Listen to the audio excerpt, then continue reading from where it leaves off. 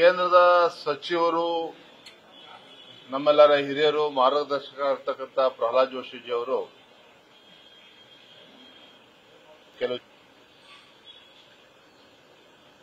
ಕೆಲವು ದಿನಗಳೇನ ಮಾಡಿದ್ದೆ. ಹಿರಿಯರಾಗಿ ಕೆಲವು ಸಮಸ್ಯೆಗಳನ್ನು ತಾವು ಬಗೆಹರಿಸಬೇಕು ಅಂತೇಳಿ ನಾವು ಎಲ್ಲರೂ ಕೂಡ ವಿನಂತಿ ಮಾಡಿದಾಗ ಅವರು ಕೂಡ ಸಮಯ ಕೊಟ್ಟಿದ್ದಾರೆ. ಸಣ್ಣ ಪುಟ್ಟ ಸಮಸ್ಯೆಗಳಿದೆ, ಅವರೆಲ್ಲರನ್ನು ಕೂಡ ಅವ್ರ ಜೊತೆ ಚರ್ಚೆ ಮಾಡಿ ಸಮಸ್ಯೆನ ತಿಳಿಗೊಳಿಸತಕ್ಕಂಥ ಕೆಲಸನ ಅವ್ರು ಮಾಡ್ತಾರೆ. ರವಿಕುಮಾರ್ ಅವರ ಹೇಳಿಕೆ ಬಹಳ ಮುಜುಗರ ತರ್ತಾ ಇದೆ ಬಿಜೆಪಿಗೆ. ವಿಧಾನ ಪರಿಷತ್ ಸದಸ್ಯರು ಆತ್ಮೀಯರಾಗಿರ್ತಕ್ಕಂಥ ರವಿಕುಮಾರ್ ಅವರ ಹೇಳಿಕೆ ನಾನು ಕೂಡ ನಿನ್ನೆ ಮಾಧ್ಯಮಗಳಲ್ಲಿ ಗಮನಿಸಿದ್ದೇನೆ. ಅದಕ್ಕೆ ರವಿಕುಮಾರ್ ಅವರು ಸ್ಪಷ್ಟನೆಯನ್ನು ಕೂಡ ನೀಡಿದ್ದಾರೆ. ರವಿಕುಮಾರ್ ಸ್ಪಷ್ಟನೆಯನ್ನು ಕೂಡ ನೀಡಿದ್ದಾರೆ. ತದನಂತರದಲ್ಲಿ ಅಧಿಕಾರಿಗಳ ಒಂದು ಅಸೋಸಿಯೇಷನ್ ಇದೆ, IAS ಆಫೀಸರ್ಸ್ ಅಸೋಸಿಯೇಷನ್, ಅವರೆಲ್ಲರೂ ಕೂಡ ಮುಖ್ಯಮಂತ್ರಿಗಳನ್ನ ಭೇಟಿ ಮಾಡಿ ಕಂಪ್ಲೇಂಟ್ ಅನ್ನು ಕೂಡ ಕೊಟ್ಟಿದ್ದಾರೆ ಅಂತೇಳಿ ಮಾಹಿತಿ ಬಂದಿದೆ.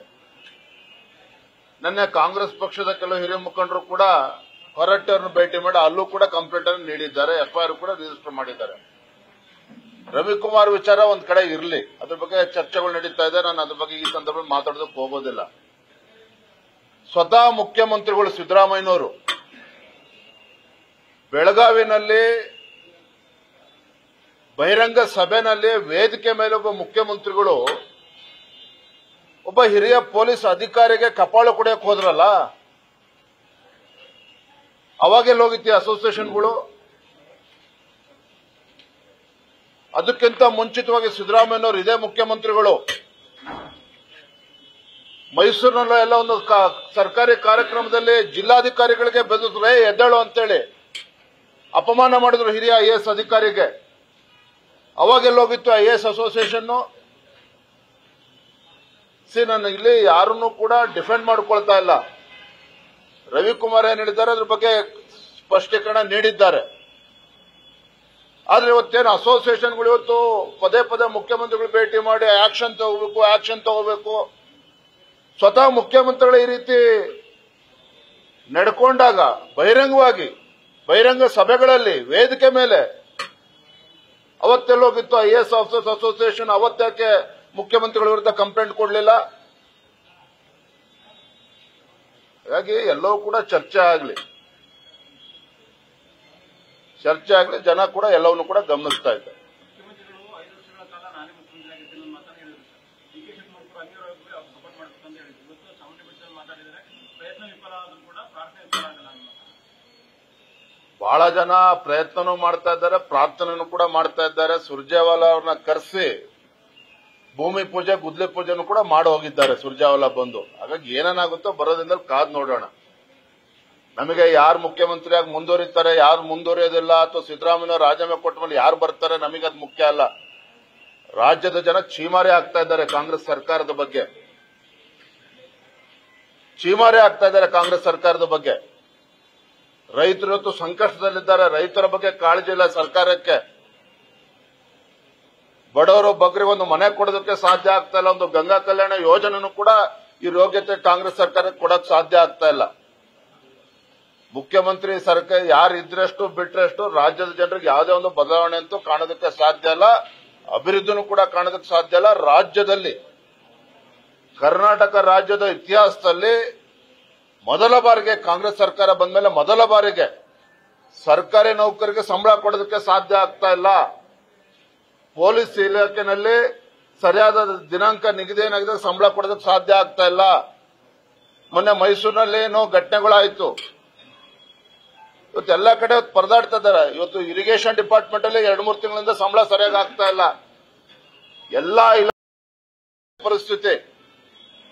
ಇಂಥ ದರಿದ್ರ ಸರ್ಕಾರ ರಾಜ್ಯದ ಜನರ ಪಾಲಿಗೆ ಬದುಕಿಲ್ಲ ಅಂತೇಳಿ ಜನಸಾಮಾನ್ಯರು ಮಾತನಾಡ್ತಾ ಇದ್ದಾರೆ. ಹಾಗಾಗಿ ಮುಖ್ಯಮಂತ್ರಿ ಯಾರಾಗ್ತಾರೆ ಯಾರಾಗಲ್ಲ ಪ್ರಶ್ನೆ ಅಲ್ಲ. ಯಾರಿದ್ರು ಕೂಡ ಪರಿಸ್ಥಿತಿ ಅಂತೂ ಬದಲಾವಣೆ ಆಗೋದಿಲ್ಲ.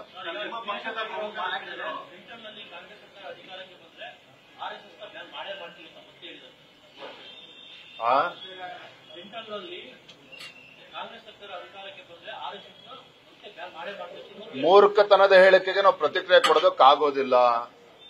ಕೇಂದ್ರದಲ್ಲಿ ಇವತ್ತು ನರೇಂದ್ರ ಮೋದಿಜಿಯವರು 3ನೇ ಬಾರಿಗೆ ಸರ್ಕಾರ ಕೇಂದ್ರದ ಅಧಿಕಾರಕ್ಕೆ ಬಂದಿದೆ. ನರೇಂದ್ರ ಮೋದಿಜಿಯವರ ಜನಪ್ರಿಯತೆನೂ ಕೂಡ ಜಾಸ್ತಿ ಆಗ್ತಾ ಇದೆ. ದೇಶವು ಕೂಡ ಇವತ್ತು ಅಭಿವೃದ್ಧಿ ಪಥದಲ್ಲಿ ಮುಂದೆ ಸಾಗ್ತಾ ಇದೆ.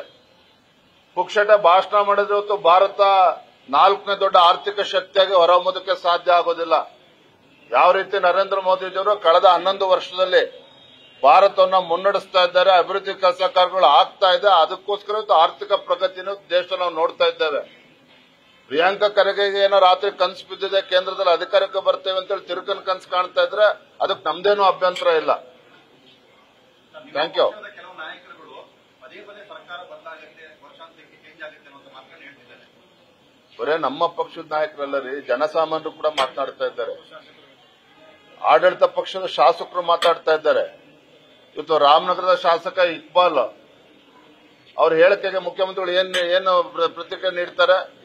ಮೊನ್ನೆ ಹೇಳಿದ್ರೆ ಆರ್ ಅಶೋಕಿಗೆ ನಾವ್ಯಾಕೆ ಮಾತಾಡಬೇಕು, ವಿಜೇಂದ್ರಗೆ ನಾವ್ಯಾಕೆ ಪ್ರತಿಕ್ರಿಯೆ? ನಮ್ಮ ಹೇಳಿಕೆನೂ ಪ್ರತಿಕ್ರಿಯೆ ನೀಡಬೇಡಿ ಮಾನ್ಯ ಮುಖ್ಯಮಂತ್ರಿಗಳೇ. ನಿಮ್ಮ ಪಕ್ಷದ ಆಡಳಿತ ಪಕ್ಷದ ಕಾಂಗ್ರೆಸ್ ಪಕ್ಷದ ಶಾಸಕರೇ ಇವತ್ತು ಡಿ.ಕೆ. ಶಿವಕುಮಾರ್ ಜೊತೆ 100 ಜನ ಶಾಸಕರಿದ್ದಾರೆ.